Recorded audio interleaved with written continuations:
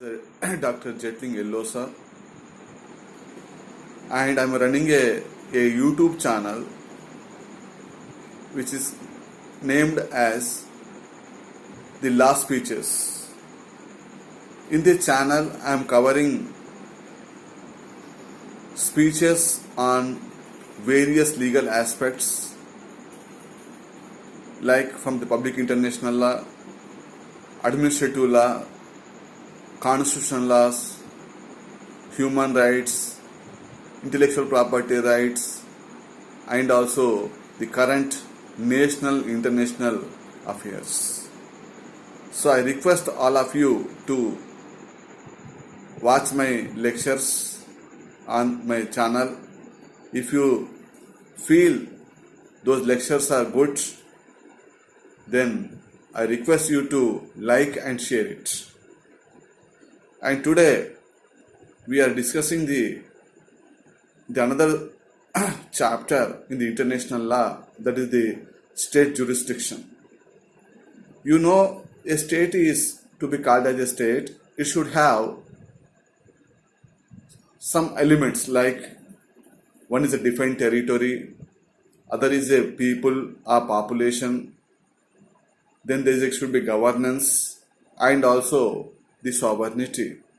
If these four elements have been satisfied, then the state that we call as a state. Then today we discuss what is a state jurisdiction.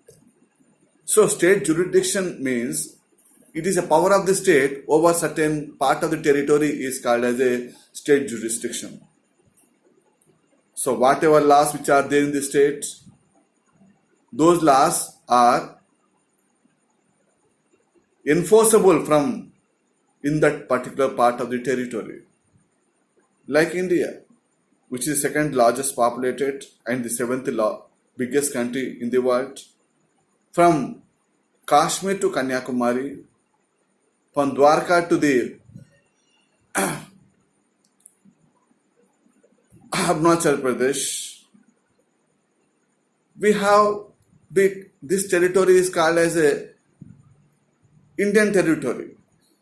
So there, whatever laws which are being enacted by the parliament have the force of law. And those laws have been made by the legislature that should be implemented by the enforcement executive authorities, and it should be interpreted by the judicial authorities. So, state jurisdiction means whatever laws which are there in that particular territory that extends up to that territory is called as a state jurisdiction. Suppose we are crossing our border to east Myanmar or to west to the Pakistan, then our laws are not applicable there because they have their own laws. So our laws are a territorial laws which are applicable within the territory of India. So every law which is made by the parliament has territoriality. And so with regard to this,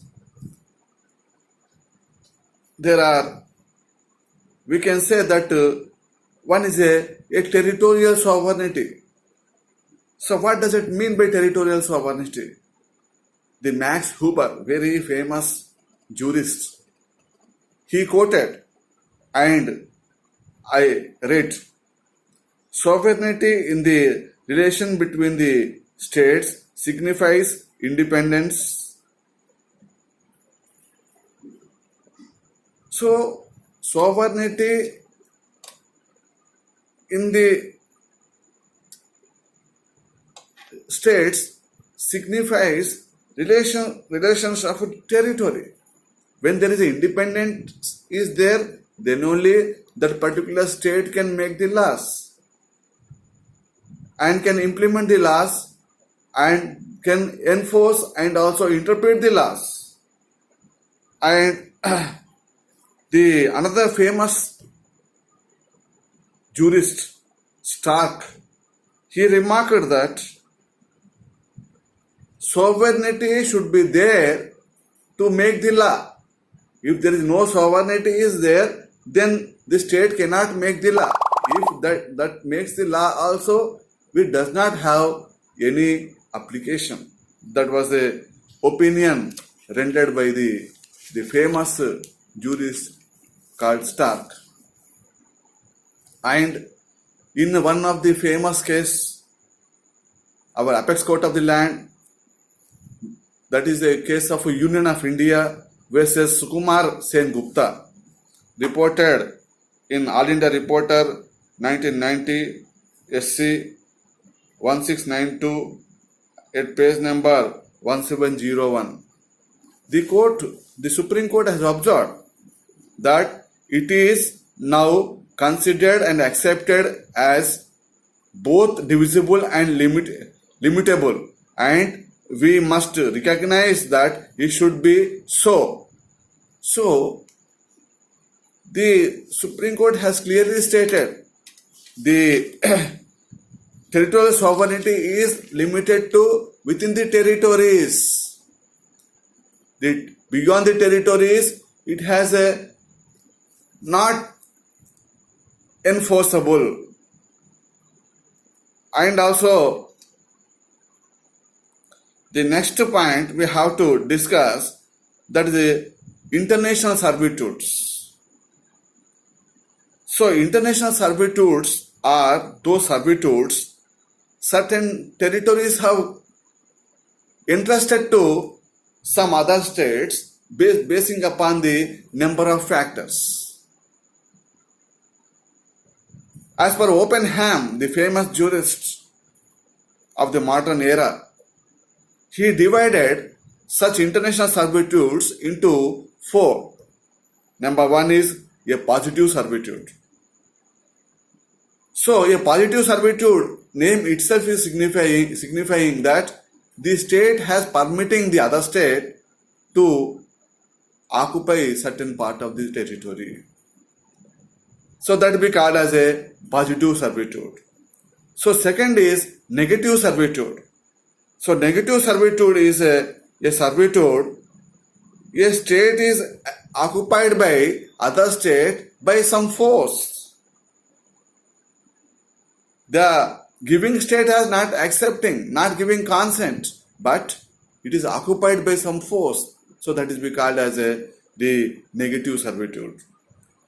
And number third is military servitude. So military servitude is a servitude where one state gives the land to the territory to the other state for military purposes.